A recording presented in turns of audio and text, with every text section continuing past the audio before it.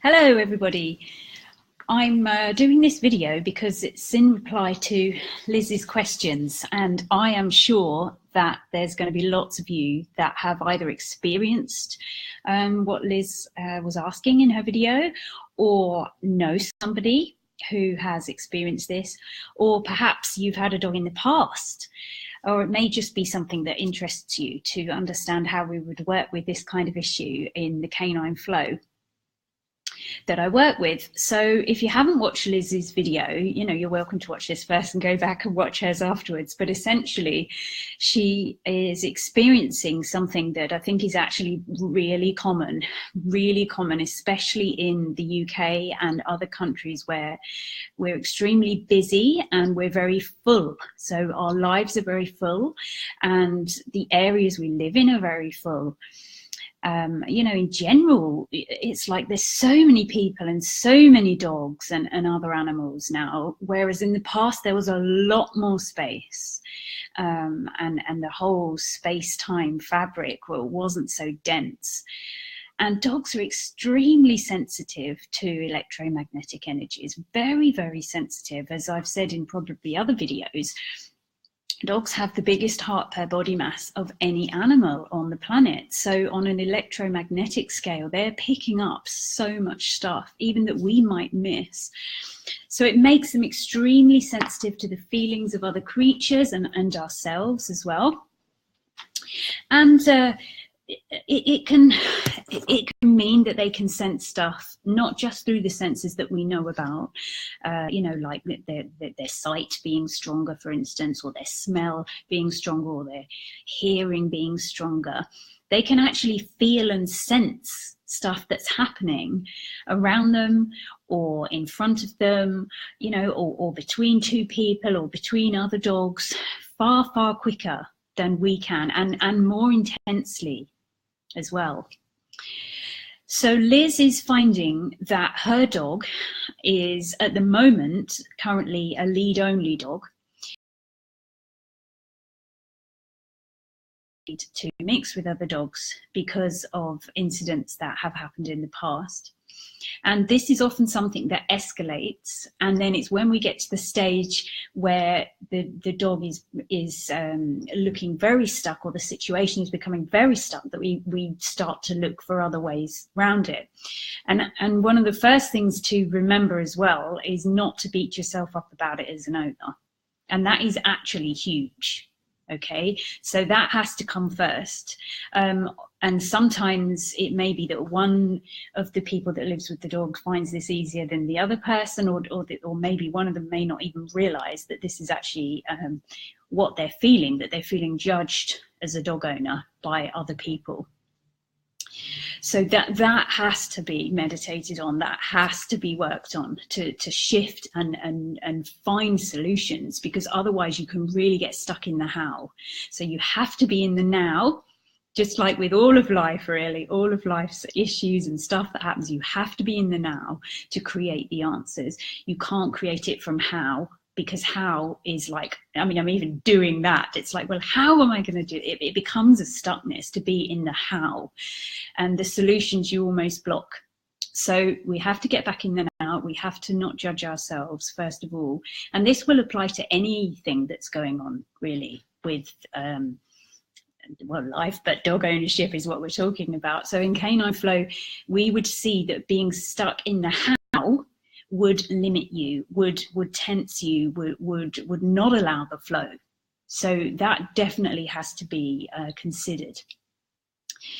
So moving on from that, obviously with Canine Flow, you can include practical aspects that come in traditional dog training or just common sense as well. There's no reason why you have to abandon everything and just do what we do, because what we do, I find, brings in the missing link. Now, what I have found, the experience of using Canine Flow, and especially the intensity that myself and the practitioners and students have now used it within the last 3 years, is that the more you use it, the less you need the other stuff. However, if you're new to Canine Flow, if you're new to this way of living and being, then you might find that you still need to introduce or use some traditional training methods that are nice and positive. Of course, nobody's wanting any of the old hat stuff. We want positive, kind methods if you're going to be using them alongside canine flow. Well, that would definitely put some restrictions and hindrance in. So, okay, so going back to what we would do with the dog, the reason I say that with the traditional methods is partly because somebody commented very kindly underneath that you could use a muzzle, which you could do if your dog is snapping at other dogs, or you're worried about a situation. It may be that you're just worried they're going to do that, but they're not actually doing that. Then having that kind of barrier, that physical barrier, does give you some kind of feeling of security, and that can lower your heart rate in the situations. It can increase heart rate coherence and between you both, and it can make a huge difference, and that's the reason it makes the difference. Also was mentioned distraction techniques, which on a practical level can sometimes work, but they don't change the dog. So use that kind of thing to make yourself feel more calm and confident when you're with the dog, but remember that you need to do the work outside the behavior. Predominantly, most of the work we do in canine flow, we don't do in the behavior, because we don't want to give you management situations. We don't want to give you management techniques, partly because so many people already do that. There are so many people who do that, positive dog trainers, people who are doing things nicely in kind, effective methods, but they're already doing that, and we have been doing it for years, and we are still having the issues like Liz is having, and more dogs are becoming this way, because I feel that there are so many dogs now, so many people have dogs in a much smaller area in the UK, that it's creating more for them to read and sense. And they're also much more restricted than they used to be. So they're not being able to get in the flow as often as they used to be able to. They're not being able to express themselves as much as they would have been in the past. So those two aspects put together are escalating for more and more dog owners. So moving over here to North Cyprus, I've really seen a difference, because the majority of dogs are off lead and we generally don't see any issues. If occasionally I'm on a dog walking group and one dog might sort of have a bit of growl at the other, I can, having not taken a dog on the group, usually be an observer. And it happens when space is reduced. Space is so important. I mean, when we go into meditation, for instance, we're actually giving ourselves and the situation the time and the space to change and to transform. Time and space are so important. They are the great healers. They really are. And they're often the things that we're quite scared of bringing into our lives, of waiting. We don't want to wait. We'd rather carry on and get things done, or we feel impatient, or we worry that they might not happen if we don't do them now. And time can often make us very much a doer rather than a beer. And space as well. Sometimes we don't want to give space. So it's like we want to fill.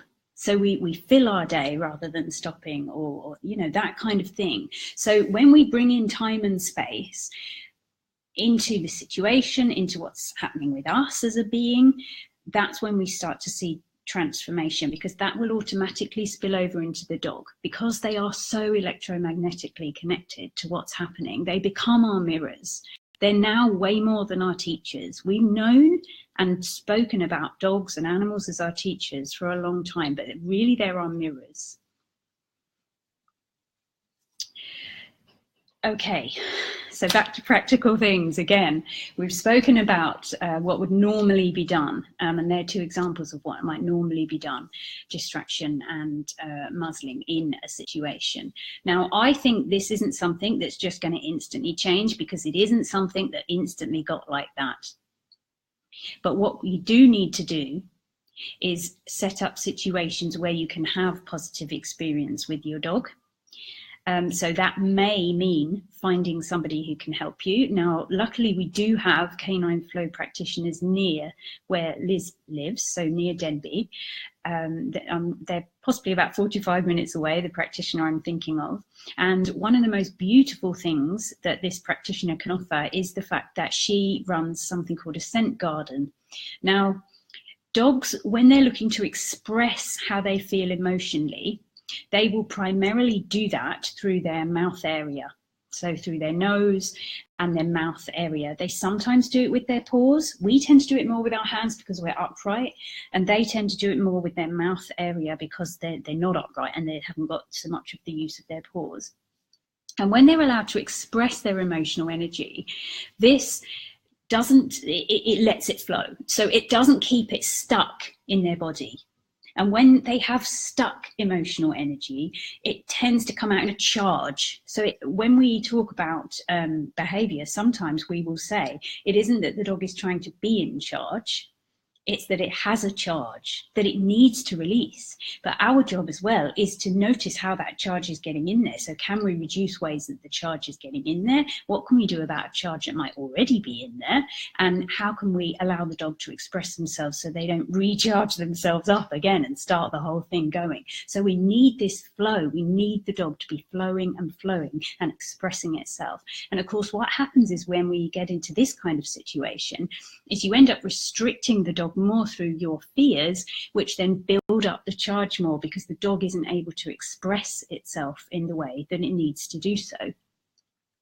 So one of the great things about this scent garden is it allows the dog the time and the space to express and ground its emotional energy.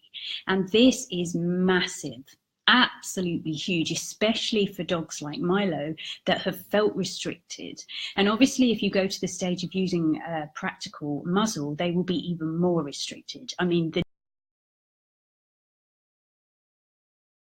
being restricted in that way can contribute even more to them having more of a charge. So you've got it as a great practical tool that you can use to make you feel better, which is part of the story, don't get me wrong. But then you have to consider the management of that tool. How long are you going to use that for? Because you could end up making the dog feeling even more restricted and that it can't express itself.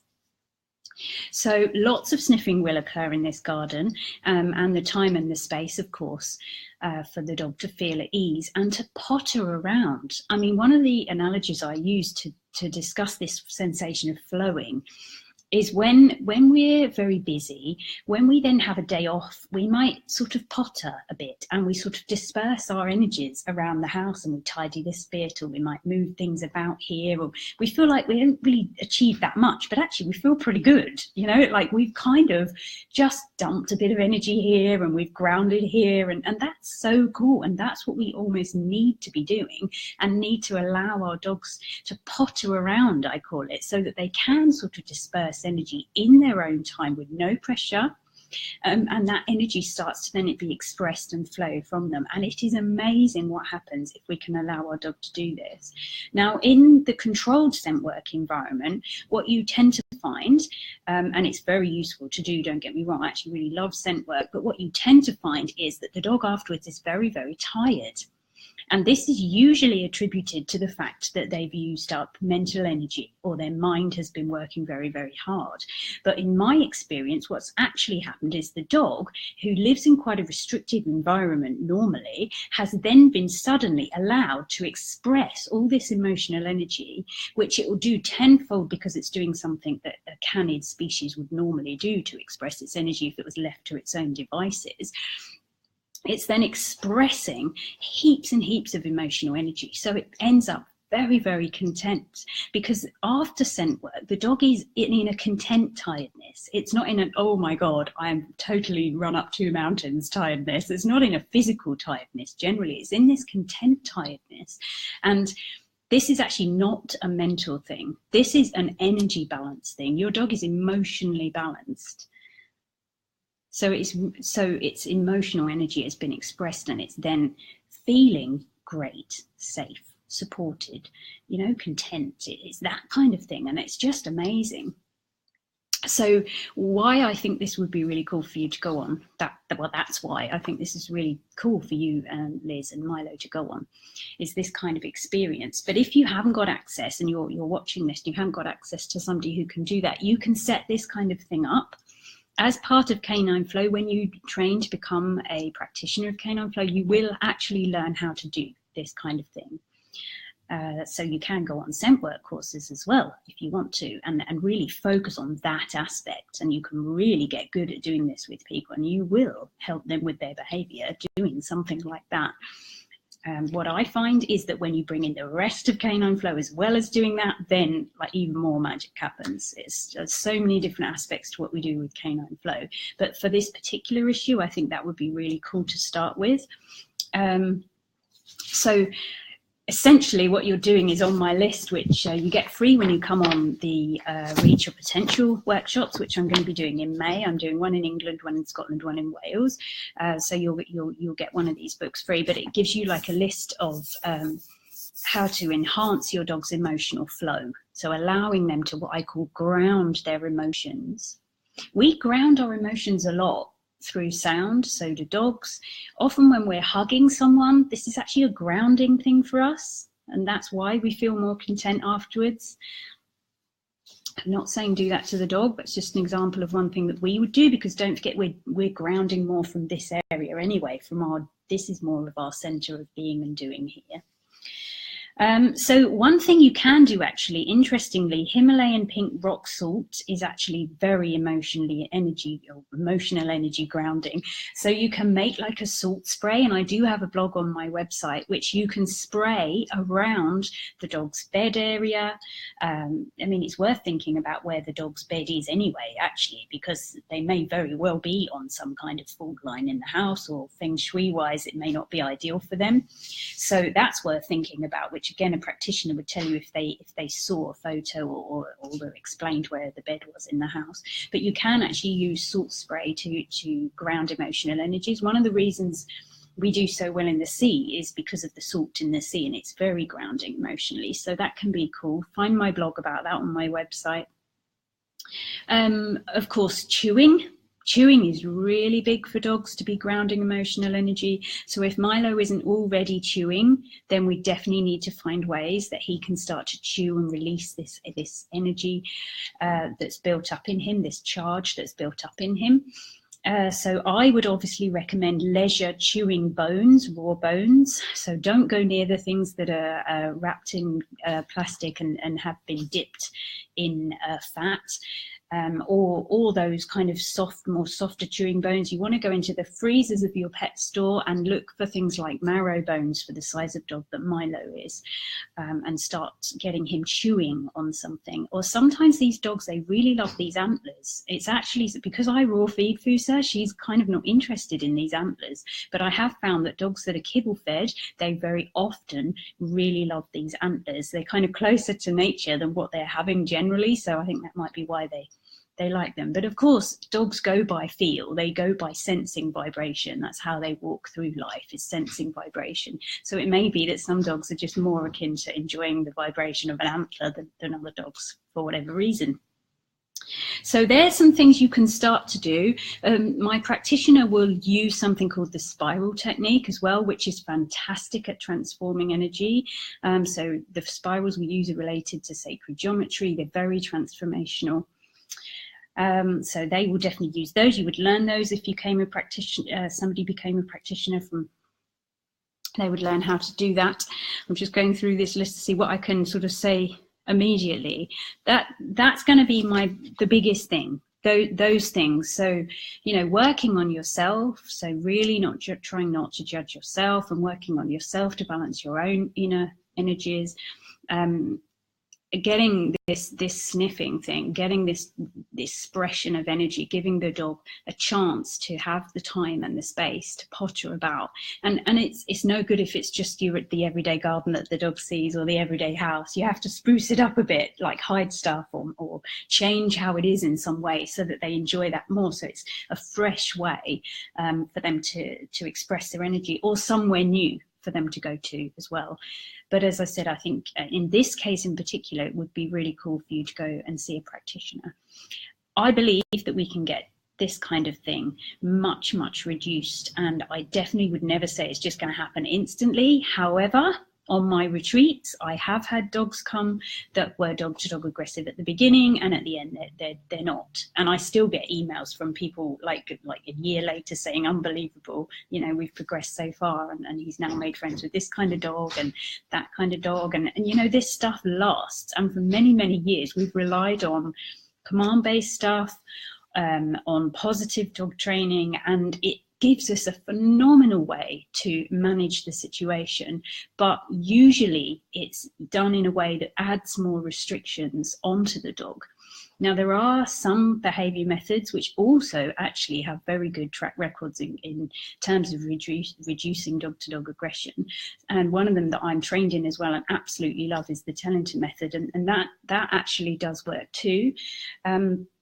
What I've done with the Canine Flow is I've tried to include all the stuff they don't do that also works. So I could offer way more, a whole approach, and include all the electromagnetic energy stuff as well.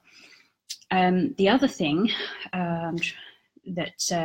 yes, I was going to explain just quickly about when you're doing something like T-Touch or the spiral work that we do, what you're doing is you're slowing the dog down and giving them time to process what's happening around them. The dog doesn't need to think, it needs to be able to feel what is going on around it, because it is relying on the different frequencies that it's taking in, the different frequencies of information that are going into it. So it could well be that it's feeling a frequency from the owner and it needs to process that so that it can ground it, because dogs often really ground what's going on for their owner. But they need the time and the space to do this. And the magic of something like T-Touch is it gives them that time and space. So it completely slows down, because people generally don't slow their dog down. When you command a dog to stop, it's usually done with an element of tension. Usually, I'm not saying every trainer will do this, but usually if you're using management techniques, you're using it in a situation, there's an element of tension. So you're not really getting the dog into time and space. So a behavior method that can get the dog into time and space so they can start to process the frequencies that they're picking up from their heart, from their VNO, that pick up huge electromagnetic frequencies all the time, taking these in. They can probably see differently to what we can. We've long forgotten how to see energy, but I'm sure dogs are still seeing energy. The more I observe them from this point of view, the more I see that they do. So what we're really doing when we slow a dog down and when we give them the chance to stop in situations and process is not on a mental level. It's really on a whole body level, where they're able to balance out and come back into heart coherence, exactly like when we stop for meditation. We actually still the mind, and yet when we finish the meditation, we come out with more clarity. So it's about being able to get into that time and space and to process the vibratory frequencies that are all around us and all giving us information, because all energy really is information in frequency form. Okay, so I spoke for a good 20 minutes, and I hope that I've given some tips for Liz and Milo to go off and try. And I will obviously put my practitioner information underneath this video. So thank you so much for watching. I hope you have an amazing Sunday, and yeah, I shall speak to you soon.